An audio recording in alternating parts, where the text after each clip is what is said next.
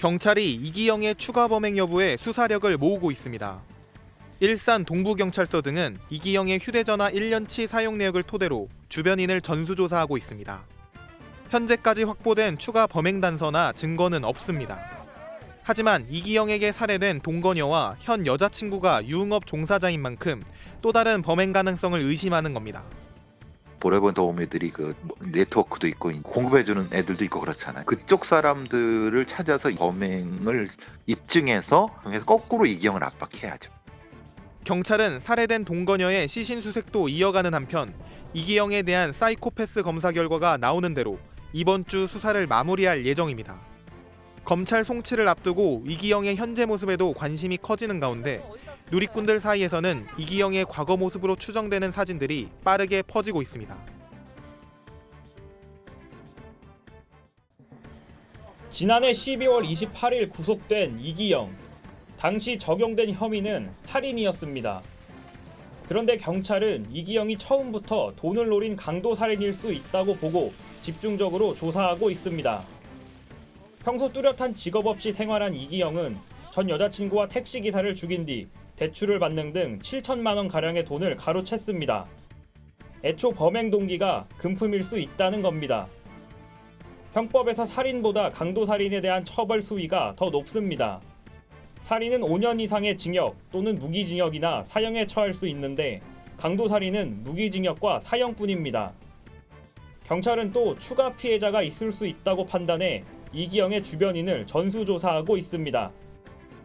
이기영과 전 여자친구의 통신 기록을 조회해 1년간 연락을 주고받은 380명의 신변을 확인하는 겁니다. 통신사별로 사정이 있는 경우도 있고요. 그래서 좀 확인하는데 시간이 좀 걸리는데 우리 최종적으로 다 확인할 겁니다. 또 경찰은 오는 4일 검찰에 사건을 넘기며 이기영을 포토라인에 세우는 방안도 검토하고 있습니다. 신상 공개 사진이 현재 모습과 다르다는 지적이 있어 검찰 송치 때 얼굴을 보여줄 것으로 예상됩니다.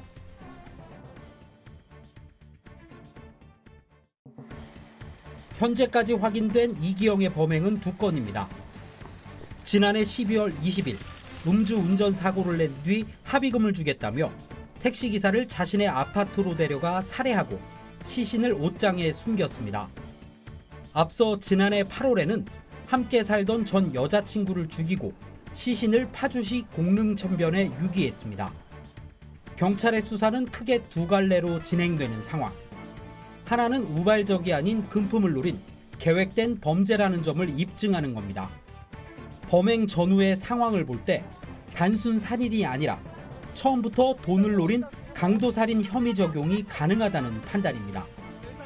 추가 범행 여부도 확인 중인데 이기영의 거주지 곳곳에서 발견된 혈흔 등을 국립과학수사연구원이 분석한 결과 남성 1명과 여성 3명의 유전자가 나왔습니다. 특히 여성 3명의 유전자는 각각 다른 인물인 것으로 파악됐습니다. 경찰은 우선 누구의 유전자인지 확인하는 데 집중하고 있습니다.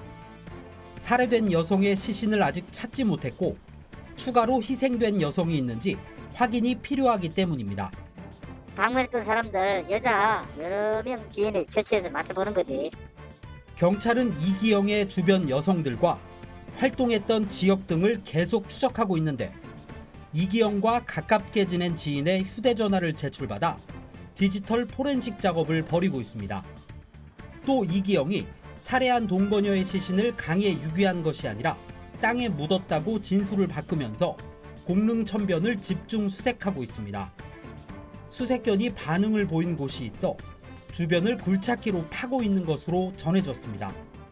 한편 이기영은 내일 오전 검찰에 송치될 예정인데 이 과정에서 얼굴이 추가로 공개될지 주목됩니다.